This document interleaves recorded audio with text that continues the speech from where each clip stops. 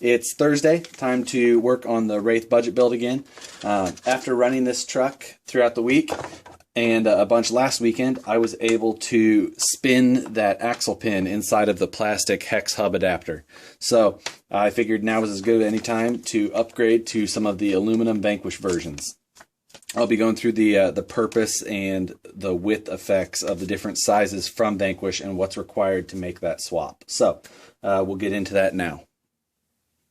Okay, to do the swap to a Vanquish style hub, you'll need a couple of other things in addition to the hubs. You will need a set of regular 12mm hexes.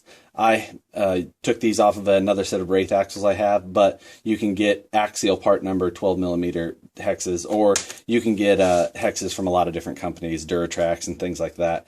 You'll also need to purchase a set of the hub hardware. The hub hardware in the stock Axial axles is 3mm, but the Vanquish hubs use a 440, so you'll need to make sure that you get a set of their hardware to use when you're doing this install. And beyond that, it installs to the trail ready bead locks just like the other one came off. You simply line the holes up and attach all your hardware, bolt it all on. Now, I'll be using a set of 475 Vanquish hexes, or hubs, sorry. These are about an 1/8 inch wider than the stock plastic. So that should give me about a 1/4 inch overall.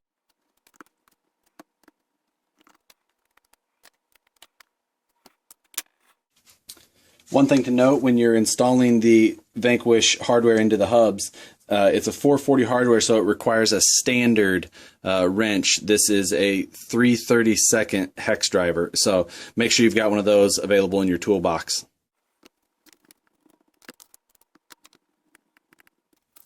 All right, so the hubs are installed.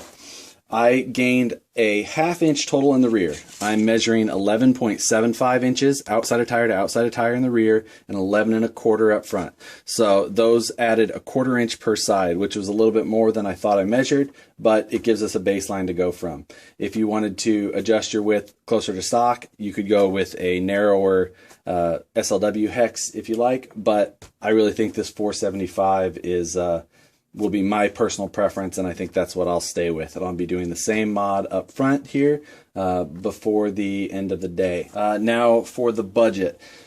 This week, the total I spent was $40.97, including the hubs, hexes, and 440 hardware. So that from last week, we carried over $32.84 and $50 from this week. So after subtracting that from the budget, we have $41.87 carrying over to next week. So we'll start using some of this bank on some of the larger purchases, but right now I'm trying to just kind of get some of these smaller upgrades done with as we go, so that if something big happens, like I take out the servo, I can replace it with a decent piece when something like that happens, while still staying to my $50 a week budget. So let's hope it all works out in the end. We'll see how it goes. So subscribe to the channel, like videos, all that kind of stuff, whatever they say. And we'll see you guys next Thursday for week 5.